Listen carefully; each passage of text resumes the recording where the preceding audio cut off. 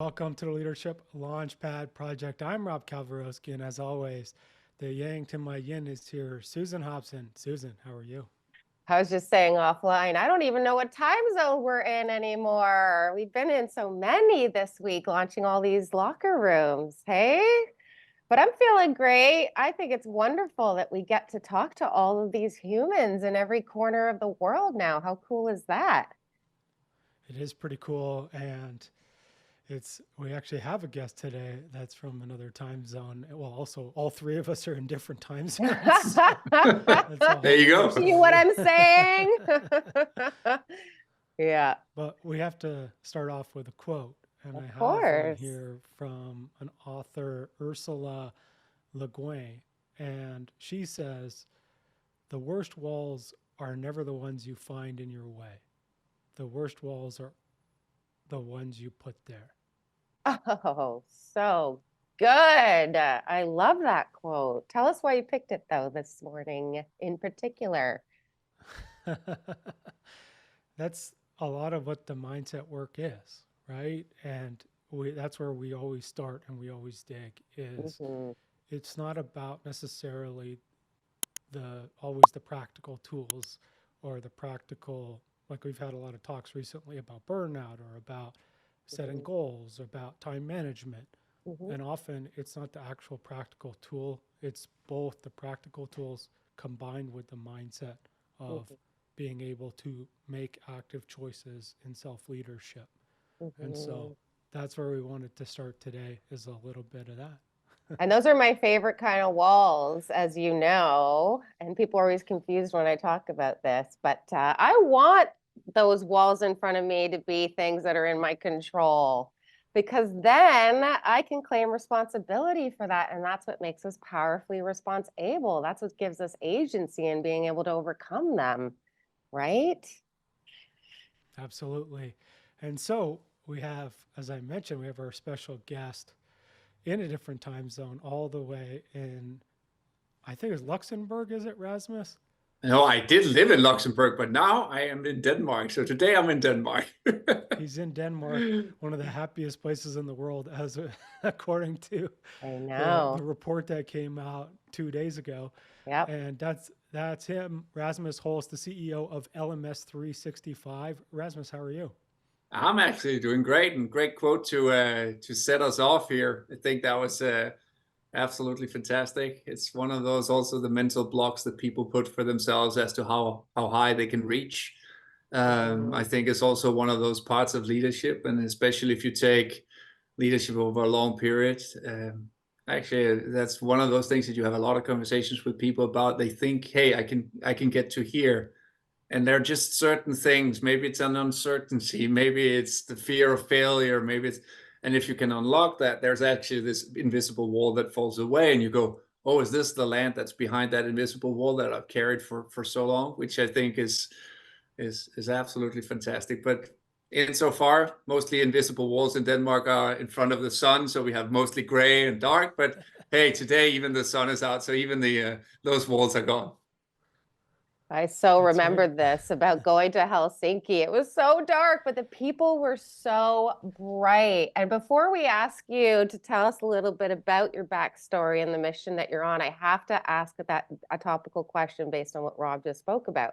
You guys are the happiest country in the world. Your school systems are leading the way for the rest of us to gain inspiration from. What is it about the Danish leadership? Is it the fact that perhaps it's human centric?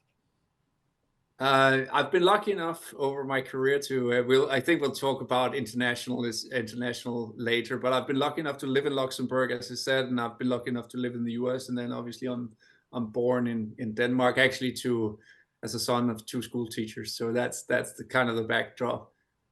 And I do think that Nordic leadership, I think it's not only Danish, because I think we were actually beaten this year by the Finns, but it's like either us or the Finns who win. So credit to the Finns this year.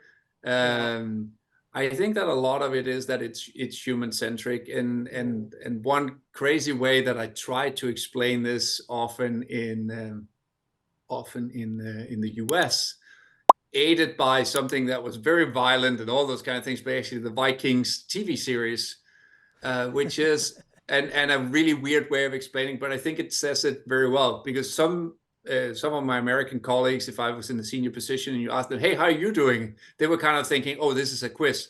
This is what are my KPIs? Am I ready? Am I prepared? Am I in Performance mode. full performance mode?" Thank you. Mhm. And essentially, I was asking to understand who do I have next to me, and how, if you feel like you're a team, you actually need to know how the people next to you are feeling.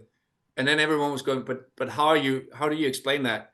And the way I explained that was, try and think of the US military. There's a lot of data that happens from the front lines that just goes up, and a general sits far away and makes decisions. That's when it's all KPI driven. Now Mhm. think about Vikings. Where does the chieftain run? I actually Right don't next to know. everyone else at the front line. Ah. And if you are now dependent on your team being strong and being honest about, hey, I'm having a bad day, I can't defend you from the right, then you would rather go, hey, can you just stand somewhere else and I'll tell the next person to stand in? Today you're actually off, because you rather want a line that's strong and that's cohesive. And most importantly, that's honest with each other.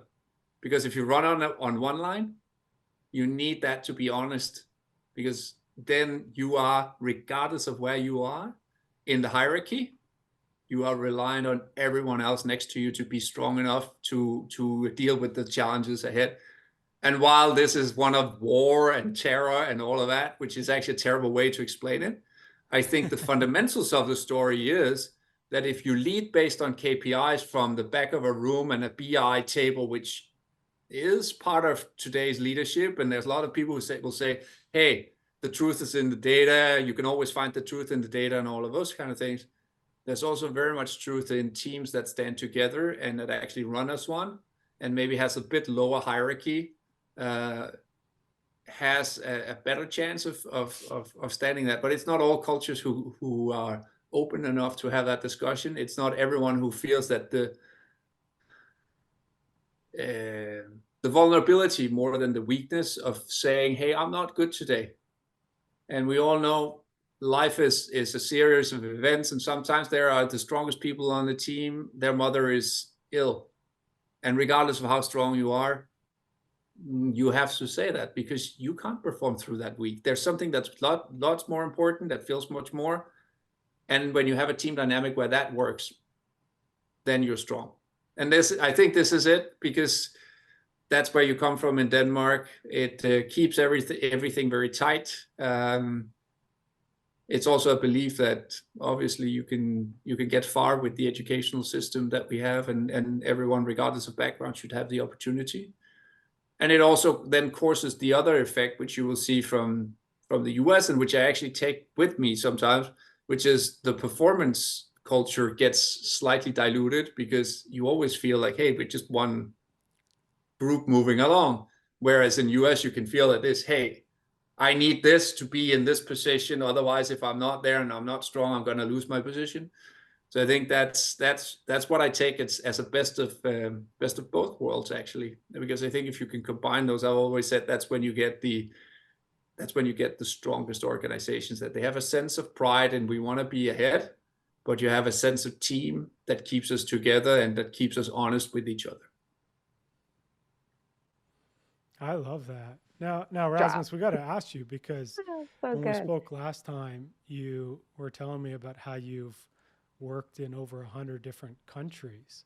Mm. And I just want to go there, because you're mentioning some differences between Denmark and the US. And what are some of those differences that you've seen across the globe? Yeah, I've been lucky enough to be in the industry that is roaming, and that means that you essentially have customers in every single country in the world, bar one, which is North Korea. They are the only country in the world that does not have roaming, and that has led me to be able to travel to more than 100 countries, and also it's led me to be able to manage teams in Australia, Japan, Singapore, Dubai, India, Germany, Denmark, Luxembourg, the US, Brazil, and even Russia to that extent. So what you tend to find out is that your own cultural way may not be always the best one. And I've had situations where in certain cultures I've opened up and actually done this Danish thing of, hey, what do you think about what is your future look like? And the person really in that culture felt like, hey, am I about to get fired here? She was more like, hey, I love it here. It's so fantastic. So that's always be cultural aware of that. I found great use of a Dutch sociologist, I think he is, Gert Hofstede, who wrote a book on kind of power distance and femininity, masculinity, and all of that.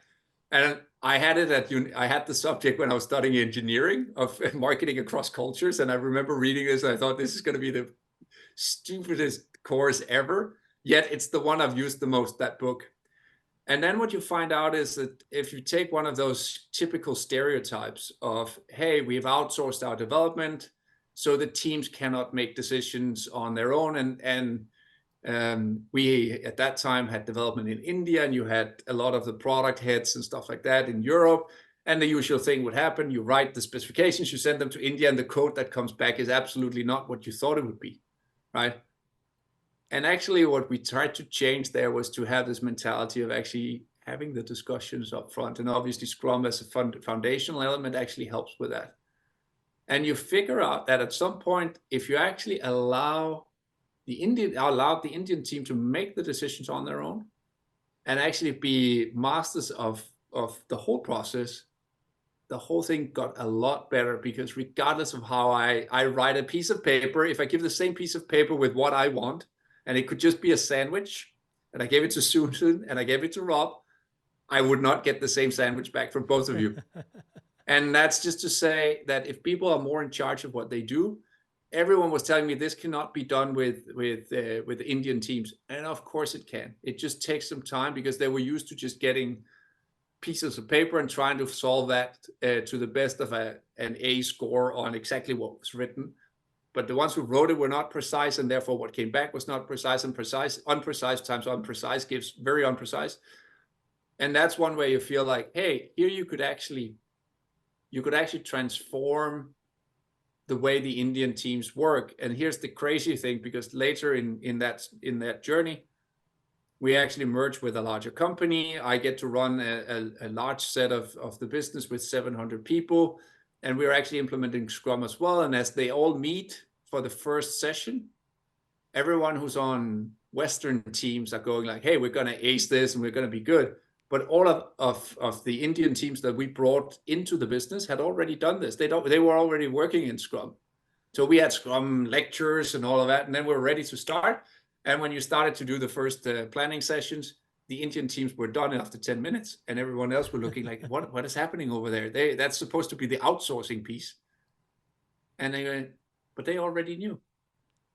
And here's this where if you imply the same leadership structure of trust and lead together and be honest with each other, you get surprising results also in different cultures, because I don't believe that there's a culture that is worse at making decisions than others. It's literally about empowering the people to make those decisions, and then most importantly, make them feel confident that even if they make decisions, they're still on the team. Because that's again one of those, if I go back to my American Danish isms, there are lots of Americans who defer the decisions to the manager because then they've not made any mistakes that can be used against them. Whereas in Denmark, you'll make the decision, and sometimes you'll just make that at the lowest level of the organizational tree, and that's okay, because everyone feels very comfortable with doing that. Both of these things have their advantages, and it's always to blend it and use it in the right way, I think. Well said. I feel like I want to speak to the leaders out there that are struggling to empower their people. We were talking about these invisible walls that we place upon ourselves as leaders, and sometimes we don't even realize that we're placing them there ourselves. So what are those invisible walls that prevent a leader from being able to empower their people like this? I think the number one wall, at least for me, is that you have to be able to accept other people's failures as yours. So if I set you free, Susan, and go, hey, you run the decision on this, I'm the CEO and whatever, you're the VP of this, and you go make the decision. The level of trust I need to have in you, if this is some assignment that will ultimately go to the board, I know I will be responsible. I know I will be in front of my shareholders and my board and go, at that point, I have made this decision on behalf of the company. Really, I gave the decision to you, Susan, because you were the most competent. You knew the most about the problem. You'd researched the problem the best. Therefore, if you briefed me for 5 minutes and asked me to make the decision, I would 100% make a worse decision than you would make. But to place my career or my ability to articulate that we made the right decision on you requires a lot from a leader. It means you need to be, I think, more open and more vulnerable than you may sometimes want to. And it has to be combined with transparency. Because if I'm withholding from you that only if this outcomes happens, this investor will put more money in, whatever, there's a result and an outcome that can happen at the board level, which I at this point will have to tell you, Susan, this is going to happen. We are playing for $100 million investment at some point, and your decision or your advice on this will actually determine the outcome of that. If I place that trust in you, it is my obligation, it's my responsibility to ask you all of the questions of, have you thought of this? Do you know if this is true? Are you certain? All of those things are important. And it's important for you to have the confidence that you are responding from a role of trustee and trusted advisor to this project, and that you feel certain that it's not a retaliation thing if this goes wrong.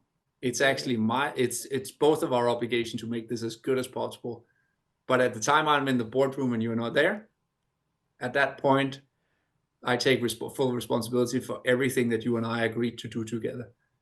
There are so many invisible walls in that whole thing. There's the invisible wall of, do I dare to open up for the board that this was actually not really me working through all of it, but I had my best person on it. It's the invisible wall of, do you actually trust me to, if this goes wrong, not put that on you? It's the invisible wall of saying, if I'm transparent with Susan, would that then end up in the whole organization? And maybe this was super confidential. And and it's also at the end, which is probably the most important, is that if this then goes right, we were talking about a lot, if it fails, but if it goes right, as a leader to step aside, and even though this would be a super win, right, for the organization, maybe for me as a CEO, to step aside and said, this was not really me, this was Susan. Let's celebrate Susan, and I will celebrate that as well in front of everyone, and saying this was not the heroics of a leader, but this was actually the combination of two people working together and understanding that the person with the highest level of ability made the decision, and the person with maybe the highest level of authority asked the right questions, and they trusted each other to get to the best result. Those are the most, I think that's really, and for me, I mean, I passed the 50-year mark last year. If you'd asked me early in my career, I don't think I would have trusted myself to do that. I think inherently that's how I want to run teams. But there's one thing to know that that's probably the right thing to do. And then to have the confidence that I can do this way and see that it delivers results. I want to dig there. The first thing would. that you mentioned, which is a huge distinguishing part, you said trust yourself, not trust Susan or somebody else. Mm. How did you develop that trust in yourself? I think that it's a gradual. I don't have a moment of truth where I can point to and say, hey, this is the moment of truth where all of this happened, and all of a sudden I saw it in a different light. I think you need some level of, I think there are a couple of things happening when you're a first-time leader, right? You still run around, and I'll be guilty of that, and try to do everything on the team because you think, hey, I have a gold standard. And often you're being promoted from a specialist role, right, to run the team of specialists that you were formerly a part of, and I was the same.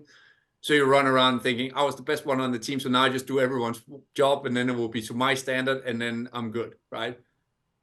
And it takes some time to realize, hey, it's not about that. It's actually about having people who are better than you on the team, who does the role, that does the role for you, and you lead and you set a direction.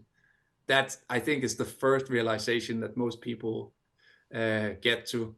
And then at the point where you get to, oh, I'm setting the tempo, I'm setting the direction, I'm doing all of that, then you need to relinquish control. And I think for many, that's the most difficult thing, because you really need to change and say, I'm leading. Because at the point you say you're leading, then everyone going, so what are you doing? So are you producing something? Is something coming out of what you're doing? And look, I still produce my own board decks and stuff like that. So if anyone asked me, I still feel like, hey, I would still have stuff that I produce, and I produce it on my own, and it's my. But you essentially get to this, I'm not producing anymore. And while on a sports field, that becomes very, very visible. And I love sports analogies, I love sports coaching, all of that. But it really becomes visible that when you move from being a player to standing on the sidelines, you're organizing stuff. You're calling the plays, you design the plays beforehand, you do any of those, you decide who takes the 3-pointers, all of that. It's not so visible in business. And I think a lot of us tend to run around, at least if I went back to 30-year-old Rasmus, he would run around with the ball on the court and try to steal it and shoot it, instead of passing it to Steph and giving him a chance to put a bucket or two together for the team, right? Which I think it grows with self-confidence, and it's one of the things, at least I talk a lot to new leaders about. I was just in New York last week and met with one of the people who will step up in our organization, and he was asking me, so what's going to be different? He's a specialist. He's ultimately the best on the team, and he's stepping up. He's been given this chance. He really wants to honor it and all that. And I just went like, remember, you're not the one doing everyone else's work. What's the most difficult thing about this? Get the people in your team right, get the trust of the people right, and understand that leadership role is not you doing 5 people's work. It is actually making 5 people work to the standard that you set as a coach. Whoa, I love that you just said coach. You literally read my mind. This is why we love making these parallels between our athletic background. We're all ex-pro athletes on my bench at Team Elite. So we see leadership as the exact same thing, different arenas, right? But same principles. So we're hearing a lot of hype here in 2024 about how leadership is coaching. And I've had so many people coming to me to question that. What are your thoughts on leaders being coaches? You can land a CEO job on being a coach for a 13-year-old basketball team of boys. And the reason I say this, you go like, what is that? So at the final, my CEO recruitment was through one of the higher end recruiting firms, Heidrick and Struggles. And at the end, you obviously go through rigorous tests of intellectual capacity, emotional capacity, all of that. And you have an interview with a psychologist, kind of go through determining how you make decisions, all of those kind of things. And then one of the final questions was, how do you break down problems and how do you solve them? And you are now expecting that, hey, I've been part of exiting businesses for nearly $1 billion over my career, or managing 700 people teams, or integrating 7 different technology platforms and all kinds of stuff. And you think that's going to be one of the answers. And the answer literally was my son's basketball team when we moved to the US.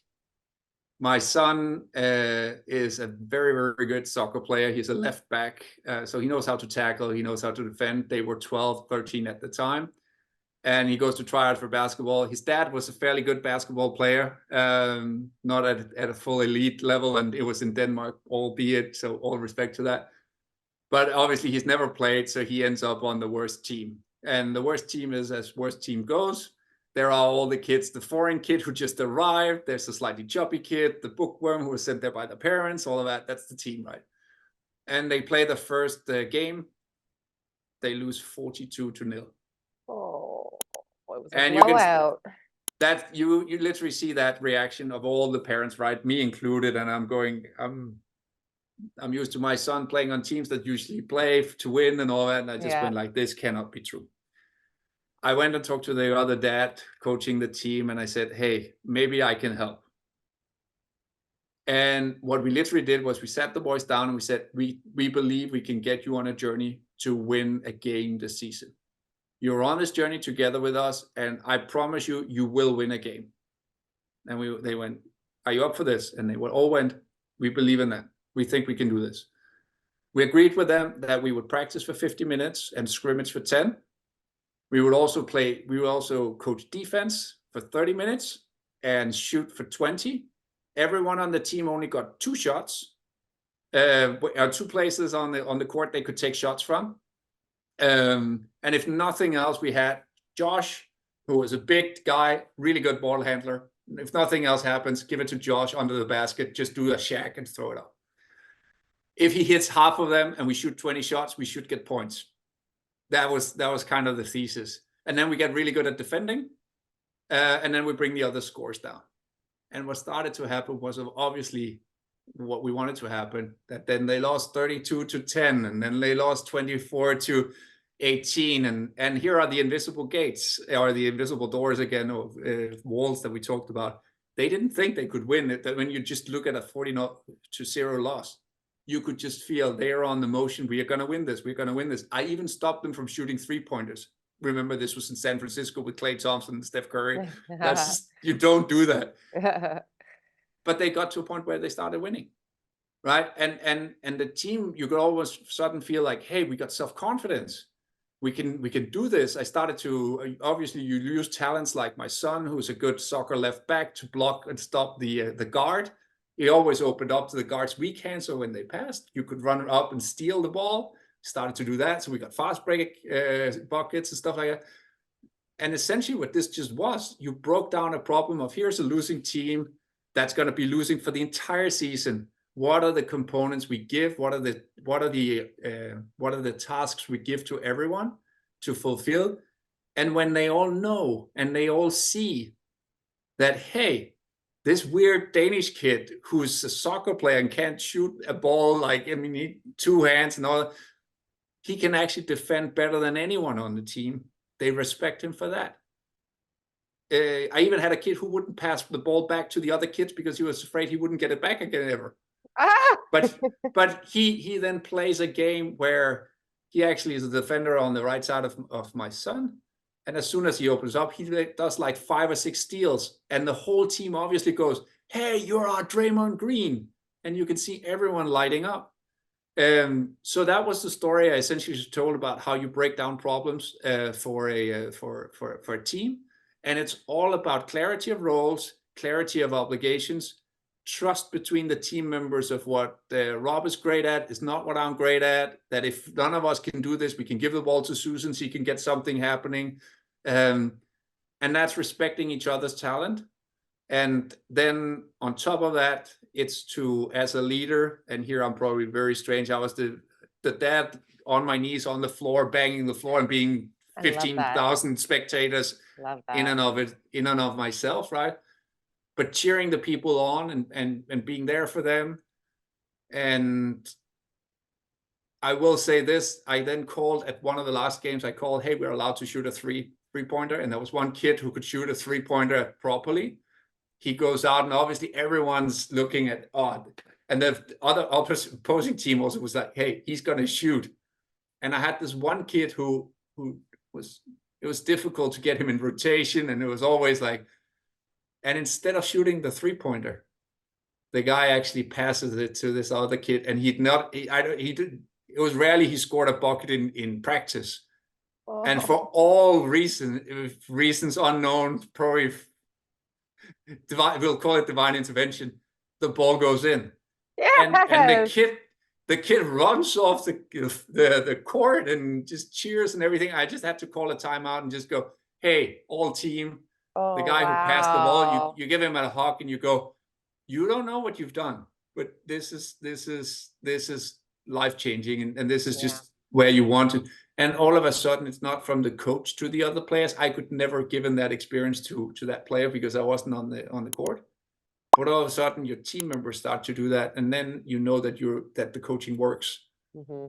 Because even though there was an assignment, you had the biggest opportunity. You gave that opportunity away for a better shot that went in. That meant the team, and obviously they won that game as well, but the team just gave away the opportunity from what the coach had called. They're actually thinking themselves and they're making the decision themselves on in the situation, which is back to what I started with about these. If you invest the trust as a coach, you have to do that because you can't do stuff yourself. So that was the story I ended up Love that. I ended up telling in a CEO interview. So while it's crazy and while it may have very little resemblance to large scale businesses and dollars and all that, it's very clear of how you break down the problem, how you coach people and all of that. So yeah, Leaders are coaches. I do believe so. I mean, if you took Greg Popovich, I'm a huge fan of him. That's just an amazing leader through an organization, different players and all that. And when you see his Hall of Fame speech and people coming up and saying, just do you, you'll be great. You know, that's a special person. And everyone who walks on stage feels like I learned something from this person. I've been my best, very likely, under this coach. And if you can make your employees think that way, I've learned the most, I've been my best, I've showed up and done my best work with this leader or this coach. Those are also, I know from my career, that those are friendships, those are relationships that last forever. And if any of those people call me, you'll be there for them to help them get the next job, endorse them, open doors for them. And I know that there are people in my network that do the same for me. And also if you have tough situations at work where you're currently at, you talk to the same people, right? And give them a download of, hey, the day went not as expected, or now this is not working, or how do I deal with that? And those are the people who then also show up for you because you had a team experience. And if you just want to make the story about the basketball team full circle, I still meet with my basketball team from when I was 14, 15 years old. But we were lucky enough that we had an American coach coming to Denmark to coach our women's national team. And he also coached our club. And the first time he walked through the door, he looked at us playing and he went, you guys are athletically very, very capable. But my God, you're terrible. And he actually adopted rat ball. Today, the club is still, the town I'm from is called Ringsted. It's still called the Ringsted Rats. The guy who came to Denmark actually coached down in San Jose. So his surname is fairly easy to spot. So I actually found him and I wrote him, you remember what you did to us 25 years ago of changing that terrible team? We actually played in the final eights of winning the Danish championship. Wow. Remember what you did to the rat ball team? I've just done the same up north of San Francisco. It's gone full circle. And then, you know, it's not something that I invented. It's actually a full circle thing. And obviously, I've not spoken to the guy for 20 years. He wrote back in like 5 minutes. This is just it. That's my coach, right? And I was their coach together with the other dad, and that's what makes it special. Whether it's 12, 13-year-old boys or whether it's a team. Amazing. That's the ripple effect, full steam, and what an incredible story. Now, Rasmus, we got to ask you, what are some of the top leadership skills that leaders need to be good at to be successful in 2024 and beyond? I think that is changing, and I think we actually touched a bit upon it. Because I think we have a generation coming into the workforce, which contrary to when I started, maybe it was a bit more just come in, do your work and all that. There's a whole set of engagement, performance, feedback that's needed from this next generation that especially, I mean, a lot of leaders will be in my age and we've taken our journey through life and through corporate ladders or whatever have we. And we need to be very cognizant that leadership style is closer to coaching, and it's very much about being there very often, very frequently. I mean, my kids are 18 and 21, so just the way and the style they behave and the way they expect feedback and the way they expect to be engaged with and also feel a sense of purpose. I think my first job was at Nokia when they were selling 300 million phones at that time, right? And I don't know that was a purpose. I mean, later in life, after rationalized that, hey, this was actually changing how we communicate and all that. But if I listen to my 21-year-old daughter who's studying engineering, she has a sense of, hey, I want to work for something meaningful. I want to be part of something, and I want to get feedback. I want to understand how I'm doing a lot more frequently than I would at the same age that she's at right now, even though she's studying the same field as her dad. So I think we need to be very cognizant of that, and that's why I think the coaching style will become more and more prevalent. And then I think the other part of that is to not, I mean, then we think of coaching. I think while people recoil a little bit with coaching is that it always feels like it has to be friendly, embracing, like always that. But as elite athletes, you also know that the best coaches are also the ones who tell you, hey, Rob, stop doing that. That will get you nowhere. Or I don't care how good this looks. This is not elite.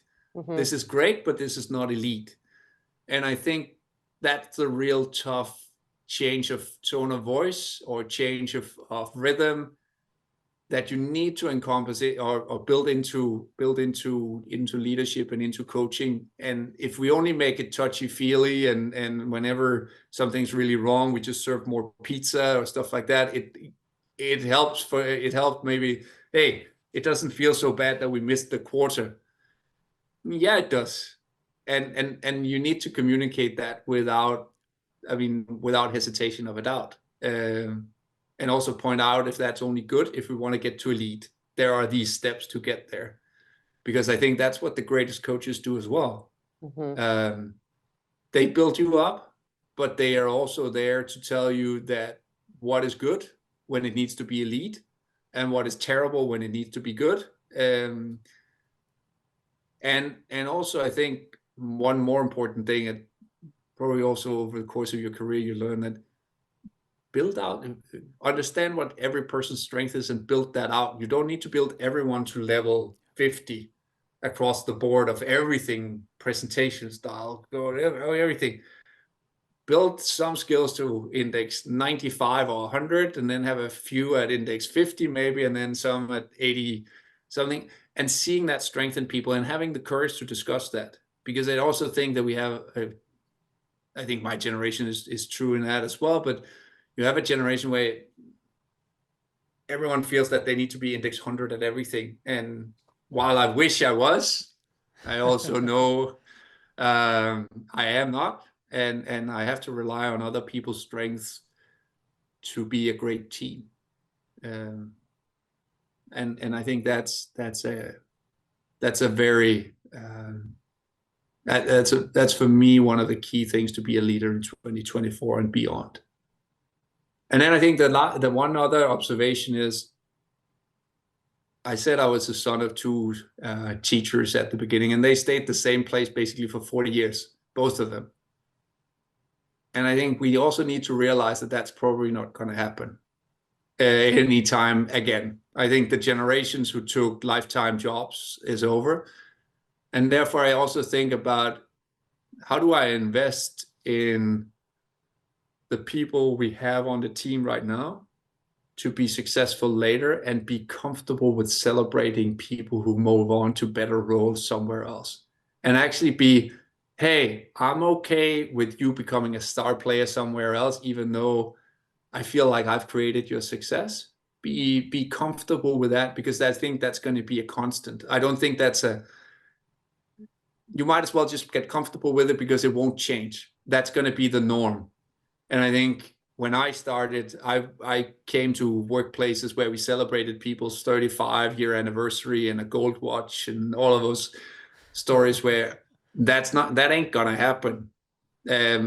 Maybe few people, but that change of of um, of career and ability to move up the success ladder, especially if people move up, celebrated as violently as if you'd promoted them internally. I think that makes for better organizations, because the other thing is no organization can create enough leadership positions to the amount of talent they have.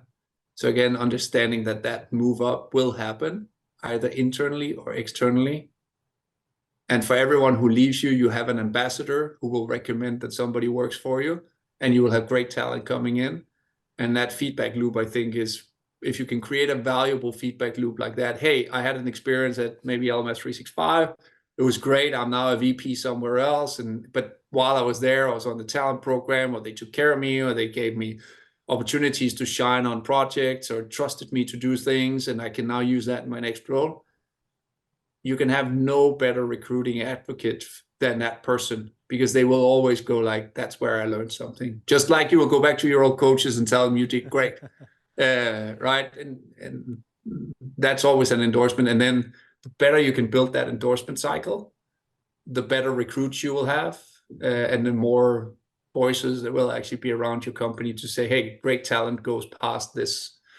And again, think about your sports analogy. And again, American sports, you'll have your coaching tree, who came from the Andy Reid school, who came from the Bill Belichick school, all of us who came from the Pop school, all of those types of things, right?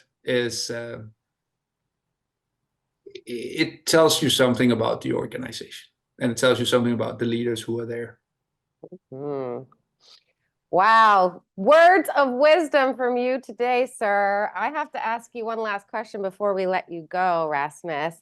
And all this work you're doing in the world on your leadership journey, coaching your son's basketball team, traveling to all these countries, leading LMS 365. What do you want the legacy of your leadership journey to be someday?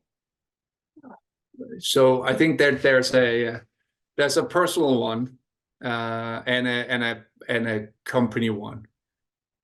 From a leadership perspective for the company, let's start with that one, because that's slightly more broad.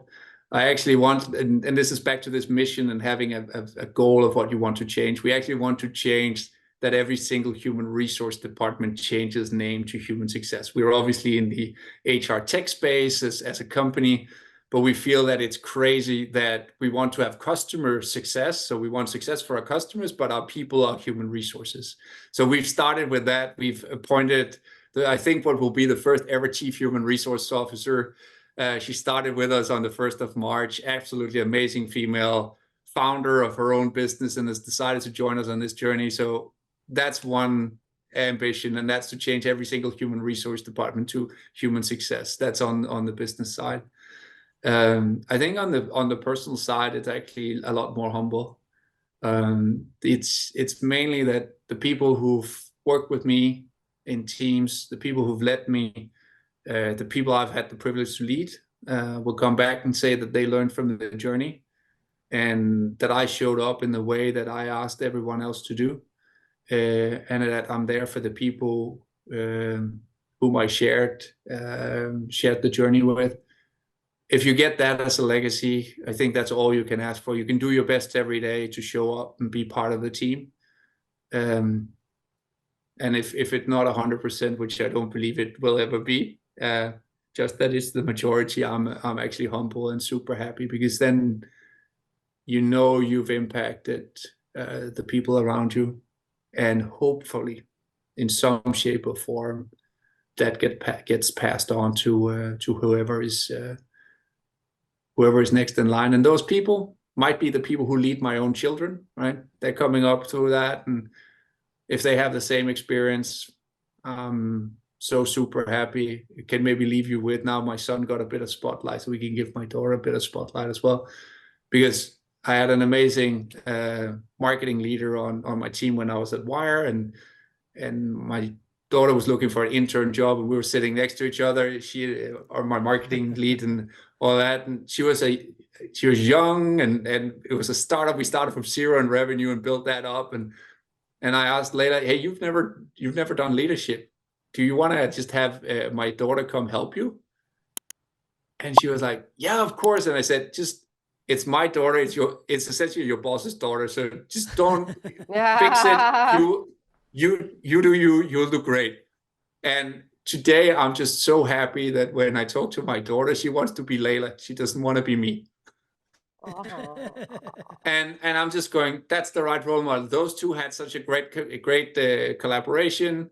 I know that the endorsement from Layla is in the binder for my daughter and all that. So I know that's going to be passed on. And that for me was me passing something on to Layla that she's already passed on to my daughter through an internship, which is when you, both as a father and as a colleague and as a team member, you feel like that's full circle. Amazing. Now, Rasmus, can you tell us a little bit about LMS 365?